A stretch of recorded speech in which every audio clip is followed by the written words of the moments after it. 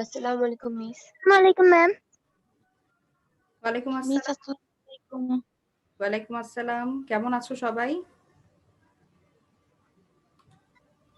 জি miss, আলহামদুলিল্লাহ ভালো। আপনি কেমন আছেন? আলহামদুলিল্লাহ, আমিও ভালো আছি। ম্যাম আসসালামু আলাইকুম। ওয়ালাইকুম আসসালাম।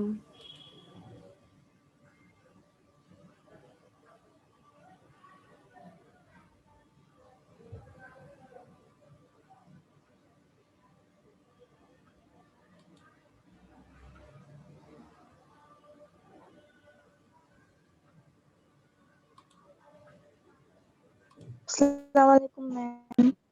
ওয়ালাইকুম আসসালাম।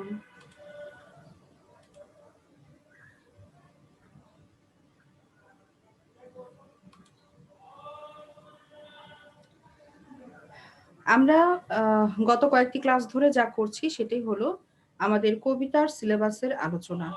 আমাদের সিলেবাস তো পুরোটাই শেষ হয়েছে।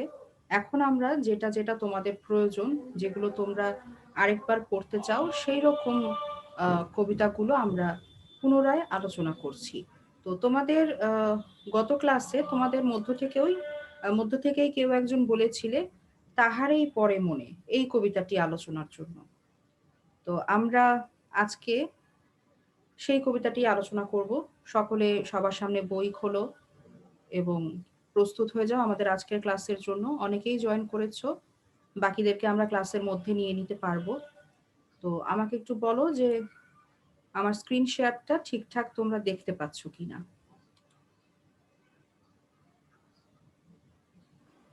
জি ম্যাম। জি মিস। মিস রোলটা লেখা যাচ্ছে না। রোলটা তো এখন লেখার কথা না, আমি যখন বলবো তখন তোমরা লিখবে। আচ্ছা, আমাকে কি জি দেখা মিস। যাচ্ছে? জি মিস। আমাকে দেখা যাচ্ছে? No miss. আচ্ছা, সবাই মিউট করো। মিউট করতে হবে। মিউট না করলে ক্লাস অনেক ডিস্টার্ব হবে। তো কয়েকজন আছে ওয়েটিং রুমে, তাদের আমরা নিয়ে নিচ্ছি, তারপর পরই আমরা আমাদের ক্লাসটা শুরু করে দেব।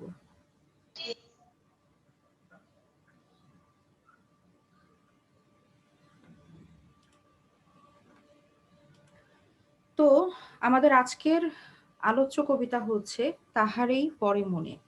কবিতাটি লিখেছেন বাংলাদেশের বিশিষ্ট কবি এবং নারী আন্দোলনের তিনি অন্যতম পথিকৃৎ। তার নাম সুফিয়া কামাল। তো তার জন্ম, মৃত্যু, তার যে উল্লেখযোগ্য কর্মজীবন এবং তিনি কি কি গ্রন্থ রচনা করেছেন, কোন কোন পুরস্কার, পদক এসব পেয়েছেন, সবই আমাদের জন্য গুরুত্বপূর্ণ। এই তথ্যগুলো আমরা যখন পড়েছিলাম, কবিতাটি যখন প্রথমে পড়েছিলাম, তখন এই কবিতার সমস্তটুকুই আমরা আলোচনা করেছি। কবি পরিচিতি পাঠ আসসালামু করেছি। আলাইকুম মিস। ওয়ালাইকুম আসসালাম। তো আমরা আজকে যেটা করব সেটা হচ্ছে তোমাদের যেই অংশটুকুতে বেশি সমস্যা সেটা হলো যে কবিতার চরণগুলো আলোচনা করা। সেটাই আমরা আজকে করতে যাচ্ছি। তো মেয়েরা, তোমরা আমাকে একটু বলো তোমরা স্ক্রিন দেখতে পাচ্ছ কিনা, আমাকে দেখতে পাচ্ছ কিনা, কথা শুনতে পাচ্ছ কিনা, সব কি ঠিকঠাক আছে? জি মিস। জি মিস। ঠিক আছে। আমার এখানে সিগন্যালটা একটু উইক দেখাচ্ছে। যদি ডিসকানেক্টেড হয়ে যায় তোমরা তো জানোই, আবারও একই আইডি এবং পাসকোড দিয়ে তোমরা ঢুকে যাবে ক্লাসে। আর হ্যাঁ, আমরা এখন শুরু করি। এই যে কবিতা তাহারেই পরে মনে, এই কবিতার নাম থেকেই আমরা বুঝতে পারি যে কবি কাউকে খুব গভীরভাবে স্মরণ করছেন। তার স্মৃতি, এই যে কারো একজন স্মৃতির কথা কবি নিজের হৃদয়ে লালন করছেন, সেই ইঙ্গিতটুকু আমরা এই কবিতার নাম থেকেই পাচ্ছি। তাহারেই পরে মনে, কাকে কবির মনে পড়ে, কাকে মনে পড়ে বা কার স্মৃতিকে নিয়ে কবি বেদনা ভারাক্রান্ত হয়েছেন, সেটি আমাদের আজকের দেখবার বিষয়।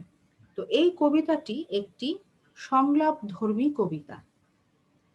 সংলাপধর্মী কবিতা মানে হলো যে কবিতায় সংলাপ বা কথোপকথন, সংলাপ মানে একজনের মুখের যে ডায়ালগ, আমরা ইংরেজিতে বলি ডায়ালগ, তো নাটকে আমরা দেখি সংলাপ থাকে। তো এই কারণে এই কবিতাটিকে নাটকীয় গুণ সম্পন্ন বলা হয়ে থাকে।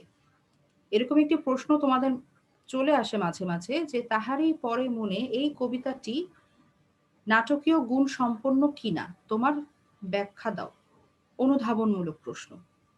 তো এইখানে আমরা দেখছি এটি একটি সংলাপধর্মী কবিতা এবং এ কারণে এটি নাটকীয় গুণ সম্পন্ন। সংলাপধর্মী আরেকটি কবিতা তোমরা তোমাদের সিলেবাসে পেয়েছো, বলো তো সেই কবিতাটির নাম কি?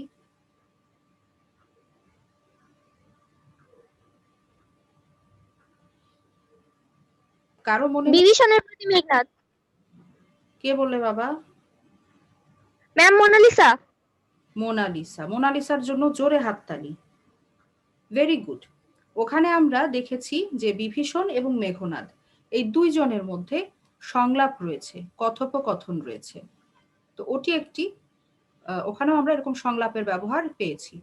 তো এইখানে কার সংলাপ রয়েছে? এই যে তাহারই পরে মনে, এইখানে কার সংলাপ রয়েছে? এখানে রয়েছে কবি এবং কবির এক ভক্তের মধ্যে সংলাপ। কবি এবং কবির ভক্তের মধ্যে যে সংলাপ বা কথোপকথন, তার মধ্য দিয়েই এগিয়ে গেছে এই কবিতার মূল বক্তব্য। এবং এইখানে উল্লেখযোগ্য যে বিষয়গুলো তোমাদের মনে রাখতে হবে তা হলো মূল বক্তব্যটা কি। কবি এবং কবির ভক্তের মধ্যে সংলাপ হচ্ছে, সেখানে এসেছে বসন্ত ঋতুকে কেন্দ্র করে কিছু কথাবার্তা। তো বসন্ত ঋতুতে কবি উৎফুল্ল না হয়ে কবি উদাসীন হয়ে আছেন, এই নিয়ে কবির ভক্ত কবিকে প্রশ্ন করছেন। এবং কেন কবি নিজেকে এতটা সবকিছু থেকে গুটিয়ে নিয়েছেন সেটি প্রশ্নের পর প্রশ্ন, উত্তরের পর উত্তর, এইভাবে একদম কবিতার শেষে গিয়ে আমরা দেখতে পাই। তো আমরা কবিতাটির আলোচনায় চলে যাই। কবির ভক্ত প্রথমে কবিকে প্রশ্ন করছে, হে কবি, নীরব কেন ফাগুন যে এসেছে ধরায়, বসন্তে বরিয়া তুমি লবে নাকি তব বন্দনায়। আচ্ছা, কয়েকজনকে একটু অ্যাডমিট করে নেই।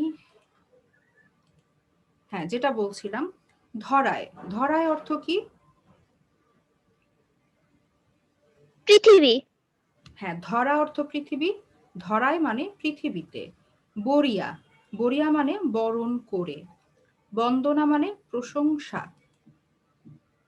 আর সমীর, সমীর অর্থ বলো দেখি কে বলতে পারবে? আচ্ছা, সমীর ইসে যায়নি এখনো। হে কবি, নীরব কেন? কবি ভক্ত কবিকে বলছেন যে কবি তুমি কেন নীরব? ফাগুন এসেছে ধরায়, এই যে প্রকৃতিতে বসন্ত চলে এসেছে, ফাগুন চলে এসেছে।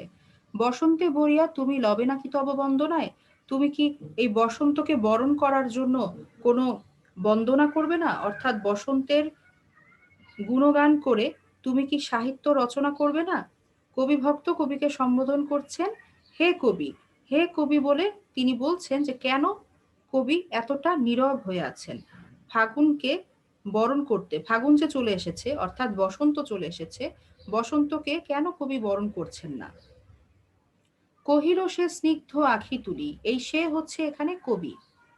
কবি তার স্নিগ্ধ আঁখি তুলে কবি তার ভক্তের দিকে তাকিয়ে বলছেন, দক্ষিণ দুয়ার গেছে খুলি, বাতাবি নেবুর ফুল ফুটেছে কি, ফুটেছে কি আমের মুকুল, দক্ষিণা সমীর তার গন্ধে তার গন্ধে গন্ধে হয়েছে কি অধীর আকুল।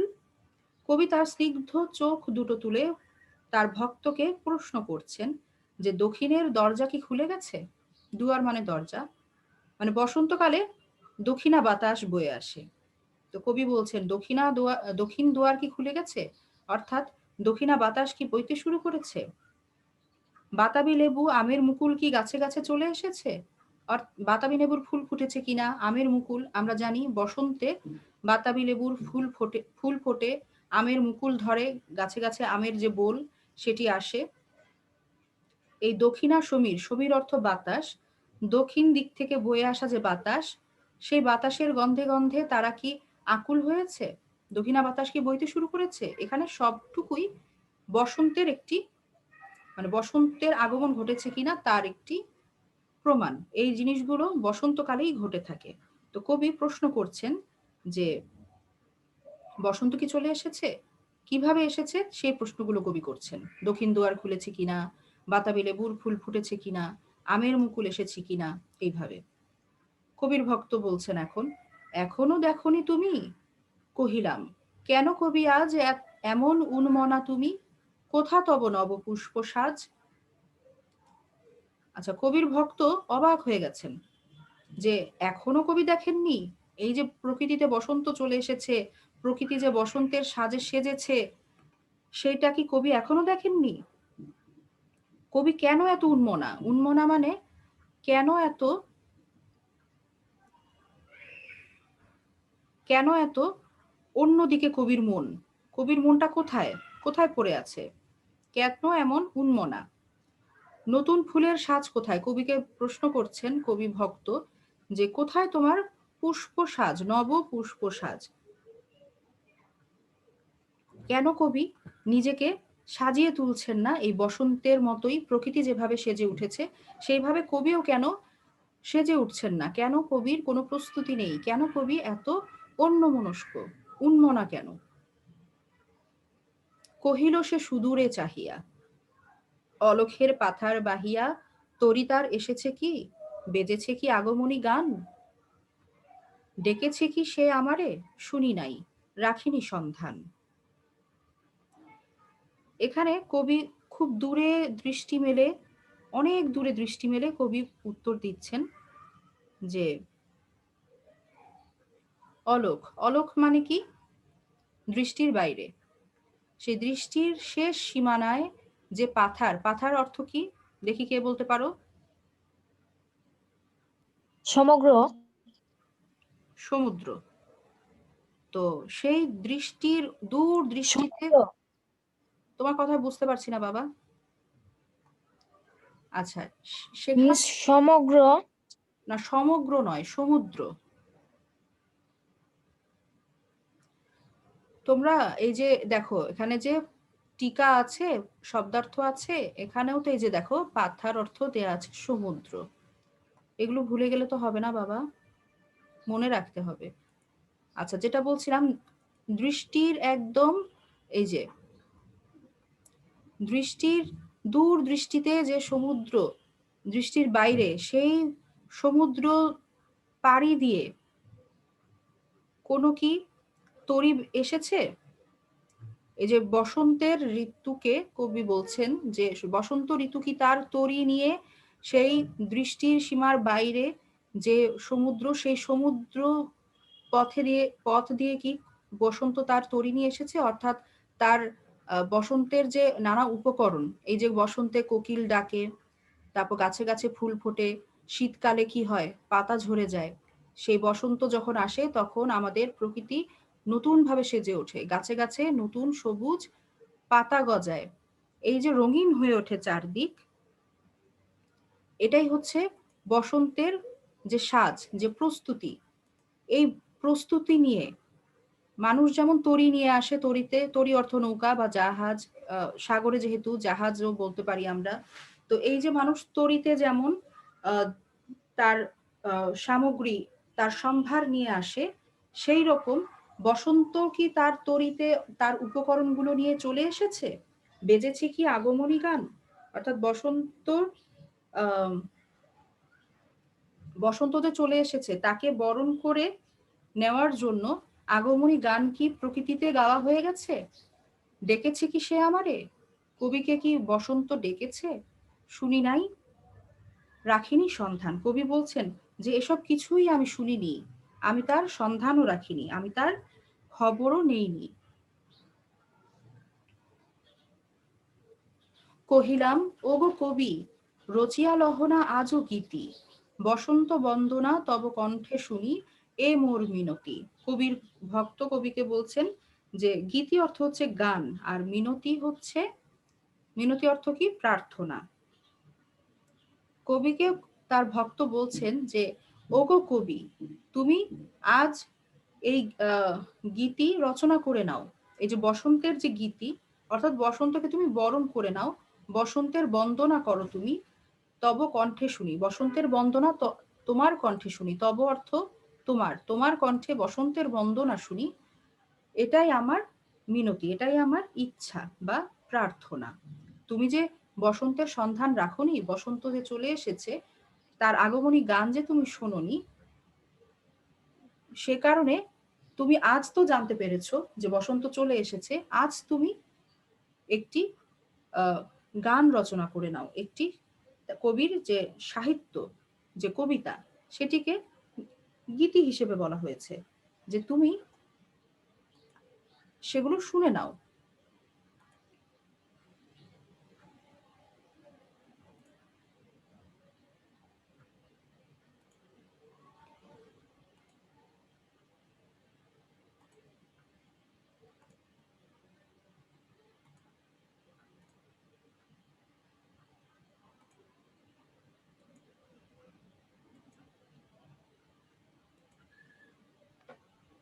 তোমরা কি আমাকে শুনতে পাচ্ছ? মানে এখন এতক্ষণ শুনতে পেয়েছো? না মিস, মাঝখান দিয়ে অফ হয়ে গিয়েছিল। অফ হয়ে না গিয়েছিল? মিস শুনিনি। আচ্ছা ঠিক আছে, আমি আবার একটু পেছন থেকে বলছি। কবির ভক্ত কবিকে বলছেন যে তুমি যেহেতু কোনো প্রস্তুতিই নাওনি, তুমি এতদিন সন্ধান রাখোনি বসন্ত এসেছে কিনা, আজ তুমি একটি কবিতা রচনা করে নাও এবং বসন্তের বন্দনা করো। তোমার কণ্ঠে বসন্তের সেই বর্ণনা আমি শুনি, এটাই আমার ইচ্ছা, এটাই আমার প্রার্থনা। কহিল সে মৃদু মধু স্বরে, নাই হলো না হোক এবারে, আমারে গাহিতে গান বসন্তেরে আনিতে বরিয়া, রহেনি সে ভুলে নিত, এসেছে তা ফাগুনে সরিয়া। কবি বলছেন যে এবার না হয় নাই হলো, এবারটা বাদ থাক। আমি যে গান গাইনি, আমি যে লক্ষ্য করিনি বসন্ত এসেছে কিনা প্রকৃতিতে, সেই আমার যে অমনোযোগ ছিল, তার কারণে কিন্তু বসন্ত এই ধরায় আসতে দেরি করেনি। বসন্ত বা প্রকৃতি তার নিজের নিয়মেই তার সময় মতো সে সেজে উঠেছে। কবি তাকে নিয়ে বন্দনা করলো কিনা, কবি বসন্তের এই আগমন দেখতে পেলেন কিনা, কোনো কিছুর জন্যই বসন্ত অপেক্ষা করেনি। বসন্ত তার নিয়মে তার সময় মতো ঠিকই চলে এসেছে। এই পৃথিবীতে বসন্ত চলে এসেছে। কবি এজন্যই বলছেন, এবং কিভাবে বলছেন? মৃদু মধু স্বরে, অর্থাৎ কবি হালকা মিষ্টি স্বরে বলছেন, বসন্ত বরণের গান এবার না হয় নাই হলো, এবার না হয় নাই গাইলাম, অর্থাৎ নাই রচনা করলাম। বসন্ত তো আমার অপেক্ষায় থেমেছিল না, অপেক্ষাও করেনি, সে ঠিকই ফাল্গুনকে সাথে নিয়ে এই পৃথিবীতে চলে এসেছে। আচ্ছা, এরপরে আছে কহিলাম ওগো কবি, অভিমান করেছ কি তাই, যদিও এসেছে তবু তুমি তারে করিলে বৃথাই। এখন কবির ভক্ত বলছেন যে এই যে কবি বলছেন থাক, এবার না হয় গীত নাই গাইলাম, এজন্য কবি বলছেন যে তোমার অপেক্ষা না করে বসন্ত যে এ ধরায় চলে এসেছে, এ কারণে কি তুমি অভিমান করেছো? যদিও এসেছে, যদিও বসন্ত চলেই এসেছে তোমার অপেক্ষা না করে, তোমার বন্দনার অপেক্ষা না করে, বসন্ত যেহেতু চলেই এসেছে, তবু এই যে তুমি অভিমান করে হয়তো তার বন্দনা করছো না, কোনো সাহিত্য রচনা করছো না, এতে বসন্ত বৃথা যাচ্ছে, বৃথা হয়ে যাচ্ছে, ব্যর্থ হয়ে যাচ্ছে। কহিল সে পরম হেলায়, কহিল কে এখানে? কবি। কবি পরম হেলায় বলছেন, বৃথা কেন? ফাগুন বেলায় ফুল কি ফোটেনি শাখে, পুষ্পারতি লভেনি কি ঋতুর রাজন, মাধবী কুঁড়ির বুকে গন্ধ নাহি, করে নাই অর্ঘ্য বিরোচন। কবি এখন প্রশ্ন করছেন, কবির ভক্তকে বলছেন যে অভিমান, আমি যদি এই বসন্ত বন্দনা নাও করি, তাতে কি বৃথা যাচ্ছে? বৃথা তো যায়নি। এই যে ফাগুন বেলায়, অর্থাৎ ফাগুন যে চলে এসেছে, এতে কি ফুল ফোটেনি শাখে, গাছের শাখায় শাখায় কি ফুল ফোটেনি? ফুটেছে। কবির অপেক্ষায় কেউ ছিল না। পুষ্পারতি লভিনী কি ঋতুর রাজন? ঋতুর রাজনকে, ঋতুর রাজন হচ্ছে বসন্ত, আমরা জানি ঋতুরাজ বসন্ত। তো পুষ্পারতি, পুষ্পারতি মানে হচ্ছে পুষ্প দিয়ে যে আরতি দেওয়া হয়, অর্থাৎ পুষ্প যে নিবেদন করা হয়, সেটাই হচ্ছে পুষ্পারতি। পুষ্পের নিবেদন। তো ঋতুরাজ কি পুষ্পারতি লাভ করেনি? অর্থাৎ এই যে বসন্ত এসেছে, ঋতুরাজ তাকে কি সমস্ত গাছ ফুলে ফুলে আরতি দেয়নি? ফুল নিবেদন করেনি? করেছে, গাছে গাছে ফুল ফুটেছে। মাধবী কুড়ির বুকে গন্ধ নাহি। মাধবী একটি ফুল, সেই ফুলের যে কুড়ি তাতে কি গন্ধ আসেনি? প্রকৃতির নিয়মে মাধবী কুড়ির বুকেও গন্ধ এসে গেছে। করে নাই অর্ঘ্য বিরোচন। তারা কি অর্ঘ্য হচ্ছে প্রকৃত যে অর্থ সেটি হচ্ছে পূজার সামগ্রী। পূজার সময় নিবেদন করা হয় কিছু উপকরণ, সেটি হচ্ছে অর্ঘ্য। তো এখানে সম্মানের সাথে কিছু নিবেদন করাকে বোঝানো হচ্ছে যে ঋতুরাজকে বা এই বসন্তকে কি অর্ঘ্য দেয়া হয়নি? এখন কবির ভক্ত কি বলছেন? হোক। ম্যাম বলো। ওয়েটিং রুমে কয়টা মেয়ে ওয়েট করতেছে? আমার এখানে একজনও নেই বাবা, ওদেরকে ট্রাই করতে বলো, কিংবা হয়তো আসবে আমার কাছে, আসলে আচ্ছা আমি ঠিক নিয়ে আছে। নিব। আচ্ছা okay. আচ্ছা, কি বলছিলাম? হোক, তবু বসন্তের প্রতি কেন এই তব তীব্র তীব্র বিমুখতা? কবির ভক্ত কবির এই প্রশ্নগুলো শুনে, যে আমি যেহেতু কবি বলছেন আমি তো আহ, বসন্তকে বরণ করিনি এবার, আমি তার বলে কি বসন্ত আসেনি? কিংবা বসন্তের যে সে যে ঋতুরাজ, সেই বসন্তকে কি কোনো অর্ঘ্য দেয়া হয়নি? প্রকৃতি কি ফুলে ফুলে সেজে ওঠেনি? ফুলের আরতি কি ঋতুরাজকে দেয়া হয়নি? মাধবী কুড়ির বুকেও তো গন্ধ এসে গেছে, সেটিও তো বাদ রয়ে যায়নি। তো অর্ঘ্য, এই যে অর্ঘ্য কি দেয়া হয়নি ঋতুরাজকে? সবই তো হয়েছে, প্রকৃতির যা যা হওয়ার কথা এ সময় সবই তো হয়েছে। তাহলে বৃথা কেন যাবে? বৃথা যায়নি। তখন কবির ভক্ত বলছেন, হোক, তবুও বসন্তের প্রতি কেন তোমার এই তীব্র বিমুখতা? কেন তুমি মুখ ফিরিয়ে রেখেছো বসন্তের কাছ থেকে? কেন তুমি বসন্তের মতো নিজেকে সাজিয়ে নিচ্ছ না? কেন তুমি আনন্দিত হচ্ছ না? এই যে শীতের পরে যখন বসন্ত আসে, প্রকৃতি নতুন রূপে সেজে ওঠে, রঙিন হয়ে ওঠে, তখন মানুষের মনেও একটা আনন্দ জাগে। কেন তুমি আনন্দিত হচ্ছ না? কেন তুমি বসন্তকে বরণ করছো না, বন্দনা করছো না? কেন তোমার এই তীব্র বিমুখতা? কেন তুমি এতটা বিমুখ হয়েছো, মুখ ফিরিয়ে রেখেছো কেন? কহিলাম, কবি বলছেন, উপেক্ষায় ঋতুরাজে কেন কবি দাও তুমি ব্যথা? এটা কবি ভক্তেরই কথা, যে কহিলাম, উপেক্ষায় ঋতুরাজে কেন কবি দাও তুমি ব্যথা? তুমি ঋতুরাজকে উপেক্ষা করে কেন তাকে তুমি ব্যথা দিচ্ছ? কহিল সে, কাছে সরে আসি। কবি এখন কাছে সরে এসেছেন। কাছে এসে কবি ভক্তের কাছাকাছি আসলেন, এসে বললেন, কুহেলি উত্তরি তলে মাঘের সন্ন্যাসী, গিয়াছে চলিয়া ধীরে পুষ্প শূন্য দিগন্তের পথে, রিক্ত হস্তে তাহারেই পরে মনে, ভুলিতে পারি না কোনো মতে। কবি ভক্তের যে এত বারংবার প্রশ্ন, সেই প্রশ্নের প্রেক্ষিতে কবি শেষ পর্যায়ে সেই ভক্তের কাছাকাছি সরে এসে বললেন, কুহেলি উত্তরিতলে। এটা একটু আগে শব্দার্থ আমরা বুঝি, তারপর আমরা এর ভাবার্থটা বুঝবো। কবিতায় কখনোই আমরা দেখব না যে কবি একদম শব্দার্থ দিয়ে কবিতা রচনা করেছেন। বেশিরভাগ ক্ষেত্রে কি হয়, আমরা একটা ভাবার্থ কবিতা থেকে পেয়ে থাকি। তো ভাবার্থ বুঝতে গেলে আগে আমরা শব্দের যে আক্ষরিক অর্থ সেটা বুঝে নিই। আক্ষরিক অর্থটা বুঝলে আমাদের ভাবার্থও বুঝতে সহজ হবে। কুহেলি, কুহেলি অর্থ কি বলতো? কুয়াশা। কুয়াশা, গুড। কুহেলি অর্থ কুয়াশা, উত্তরী অর্থ চাদর। আমরা যে শীতকালে যে গায়ে শাল জড়াই, যে চাদর, বিছানার চাদর না কিন্তু, সেই যে শাল আমরা পরিধান করি, যে শাল, যে চাদর, সেটি হচ্ছে উত্তরী।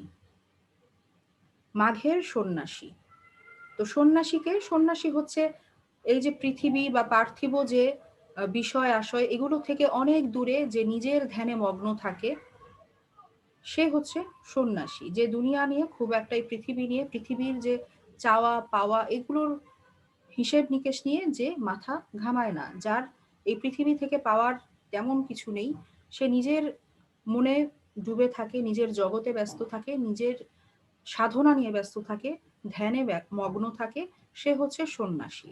তো কবি বলছেন, কুহেলি উত্তরি তলে মাঘের সন্ন্যাসী গিয়াছে চড়িয়া। মাঘের যে সন্ন্যাসী সে কুয়াশার চাদর জড়িয়ে চলে গিয়েছে ধীরে। কিভাবে গিয়েছে? ধীরে। পুষ্প শূন্য দিগন্তের পথে, এমন এক পথে গেছে যেখানে পুষ্প নেই, পুষ্প শূন্য। বসন্তে পুষ্প ফোটে, কিন্তু মাঘের সন্ন্যাসী যেখানে গিয়েছে সেখানে কোনো পুষ্প নেই। রিক্ত হস্তে, কিভাবে গেছে? খালি হাতে। দুঃখিত। রিক্ত অর্থ শূন্য, হস্তে অর্থ হাতে, খালি হাতে শূন্য হাতে সে চলে গেছে। তাহারই পরে মনে ভুলিতে পারি না কোনো মতে।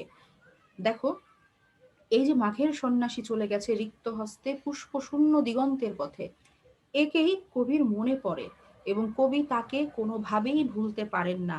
যে কারণে কবি যেহেতু তাকে ভুলতে পারেন না, তাই এই পৃথিবীতে বসন্ত এলো কি এলো না, বসন্তের সাজে প্রকৃতি সাজলো কি সাজলো না, কবির মনে বসন্তকে বরণ করবার কোনো আগ্রহ, কোনো উৎসাহ এ কারণে নেই, কারণ কবির তাকেই মনে পড়ে। এই তাহারে, এই তাহাটি কে? এই ব্যক্তিটি হচ্ছেন কবির স্বামী। এখানে আমরা কবির ব্যক্তিগত জীবনের একটু প্রসঙ্গ পাচ্ছি। দেখো আমাদের বইতে কি লেখা আছে প্রসঙ্গে। এখানে দেখো, তাহারই পরে মনে, তোমাদের শব্দার্থ টিকা অংশে আছে। দেখো, প্রকৃতিতে বসন্ত এলেও কবির মন জুড়ে আছে শীতের রিক্ত ও বিষণ্ণ ছবি। কবির মন দুঃখ ভারাক্রান্ত, তার কণ্ঠ নীরব। শীতের করুণ বিদায়কে তিনি কিছুতেই ভুলতে পারছেন না, তাই বসন্ত তার মনে কোনো সাড়া জাগাতে পারছে না। বসন্তের সৌন্দর্য তার কাছে অর্থহীন, মনে কোনো আবেদন জাগাতে পারছে না। এখানে একটু ছাপার ভুল আছে। প্রসঙ্গত উল্লেখ্য, তার প্রথম স্বামী ও কাব্য সাধনার প্রেরণা পুরুষের আকস্মিক মৃত্যুতে কবির অন্তরে যে বিষণ্ণতা জাগে, তারই সুস্পষ্ট প্রভাব ও ইঙ্গিত এই কবিতায় ফুটে উঠেছে। এই যে কবি বলছেন তাহারই পরে মনে, কাকে? কবির স্বামী।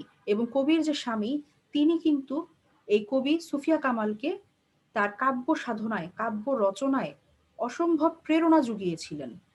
কবির বিয়ে হয়েছিল কিন্তু খুব অল্প বয়সে। তোমরা জানো, কবি সুফিয়া কামাল যেই সময়ের মানুষ, সে সময় মেয়েদের খুব তাড়াতাড়ি বিয়ে হয়ে যেত, তারা পড়াশোনার সুযোগও তেমন একটা পেত না।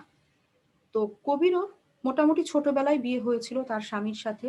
তো তার স্বামী তাকে সব সময় কাব্য রচনার ক্ষেত্রে অসম্ভব উদ্দীপনা জুগিয়েছেন। তো এই যে তার স্বামীর প্রতি তার যে ভালোবাসা এবং তার কাব্য সাধনা যে এখন থেমে গেছে, তার যে সাধনার প্রেরণা পুরুষ ছিলেন তার স্বামী, সেই স্বামী যখন চলে গেছেন, পরপারে চলে গেছেন, যে পরকালে কোনো পুষ্প নেই, শূন্য, সেই রিক্ত হস্তে কবির স্বামী চলে গেছেন তাকে ছেড়ে, তাকে একা করে দিয়ে।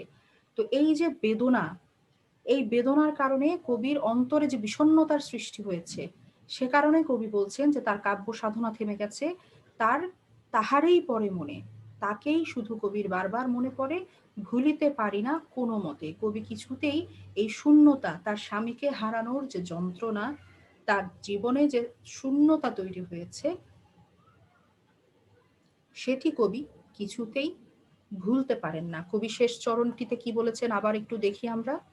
তিনি বলেছেন, তাহারেই পরে মনে, ভুলিতে পারি না কোনো মতে।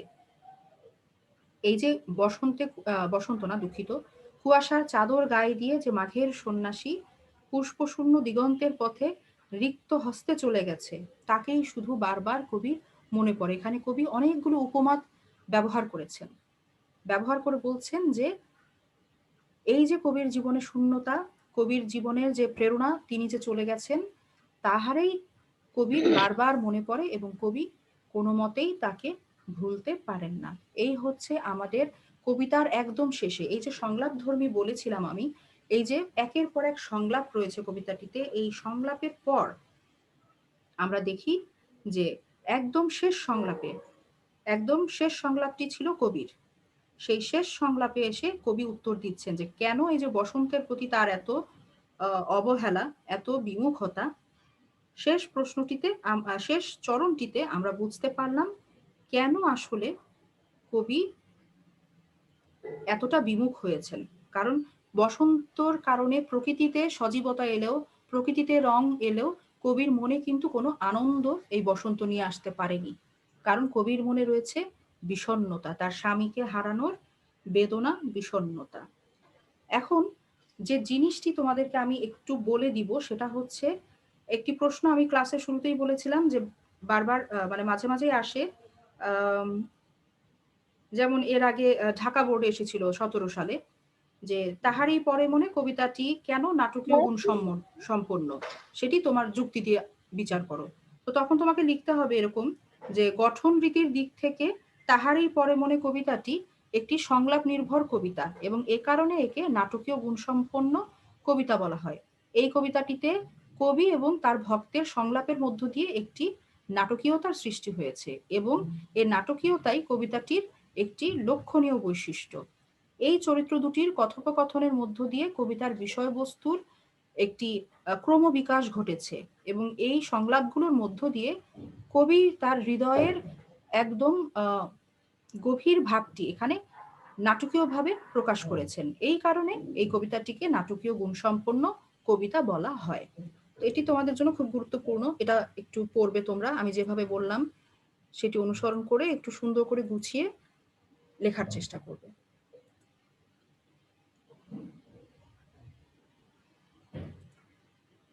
আচ্ছা, তো মেয়েরা তোমরা বলো এখন, তোমরা কি কবিতাটি বুঝতে পেরেছো? আলোচনা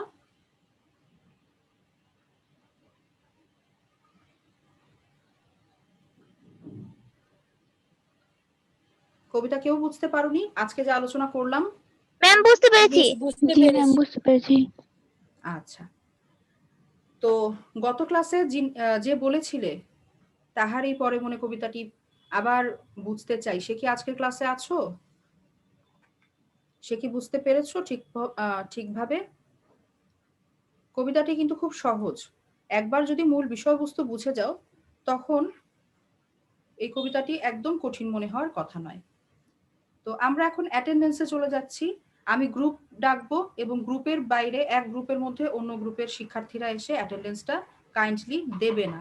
দিলে তোমাদেরই রেকর্ড রাখতে মানে অসুবিধা হবে, এলোমেলো হয়ে যাবে, মিসিংও হতে পারে। সুতরাং সুশৃঙ্খলভাবে তোমরা অ্যাটেন্ডেন্স দিবে।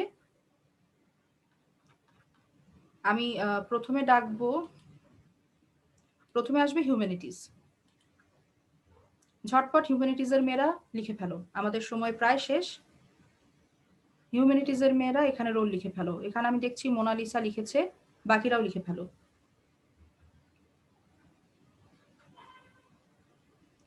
আচ্ছা, লিখতে লিখতে আমরা একটু আলোচনা করি। আগামী ক্লাসে তোমাদের কারোর কোনো ইচ্ছে আছে কিনা, কোন কবিতাটি তোমরা আগামী ক্লাসে আলোচনা পেতে চাও?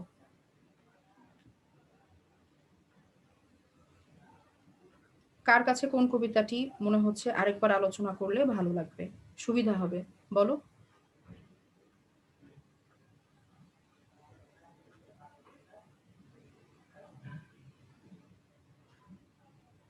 আচ্ছা, সুতরাং মনে হচ্ছে যে কারোর আসলে কোনো মেজর সমস্যা নেই বুঝতে।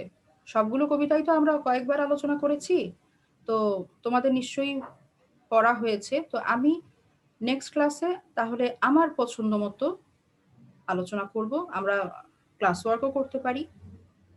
তো তোমরা সকলে প্রস্তুতি নিবে, সবগুলো কবিতা একবার করে পড়বে, পড়ে দেখবে কোন কবিতাটি বুঝতে সুবিধে হয় বা অসুবিধে হয়। তখন প্রশ্ন তৈরি করে রাখবে, আমাকে প্রশ্ন করবে, নেক্সট ক্লাসে আমি ইনশাল্লাহ বুঝিয়ে দেব। হিউম্যানিটিজ সম্ভবত শেষ, এবারে বিজনেস স্টাডিজ এসো।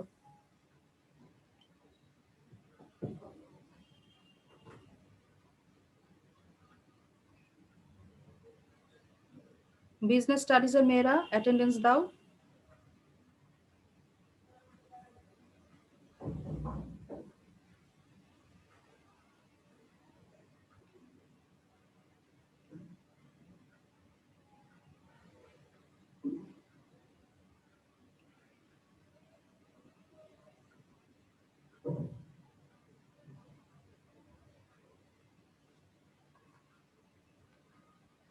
আচ্ছা, বিজনেসের সবার দেয়া শেষ, কেউ বাকি আছো?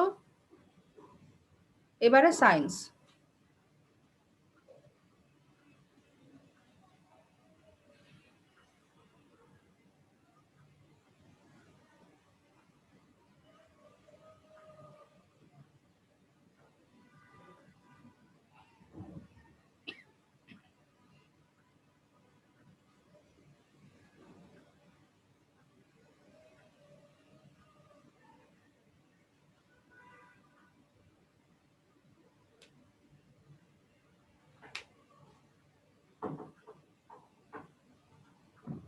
ম্যাম আমি বিজনেস স্টাডি 207 মিস আমার নেট আউট হয়ে গেছিল তাই প্রেজেন্ট দিতে পারিনি। তাহলে তুমি সবার শেষে দিও, আমি বলবো।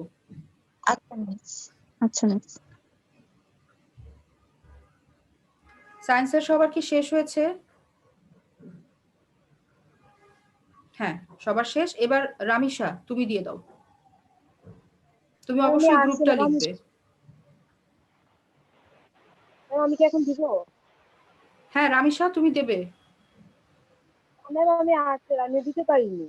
হ্যাঁ তুমিও দাও, এবং অবশ্যই গ্রুপের নাম লিখবে। কারোর যদি বাদ পড়ে থাকো নেটের কারণে বা যে কোনো কারণেই হোক, এখন দিয়ে দাও।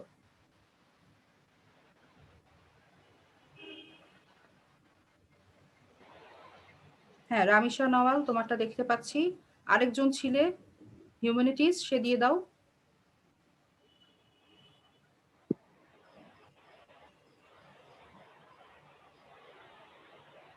ওকে, তো শিক্ষার্থীরা তোমাদের কি আর কেউ বাকি আছো অ্যাটেন্ডেন্স দেয়ার?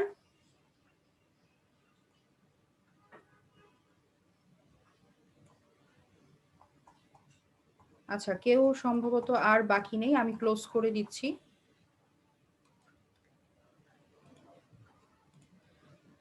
তো শিক্ষার্থীরা, আজকের ক্লাসের আলোচনা এখানেই শেষ, আমাদের সময়ও একদম শেষ প্রান্তে।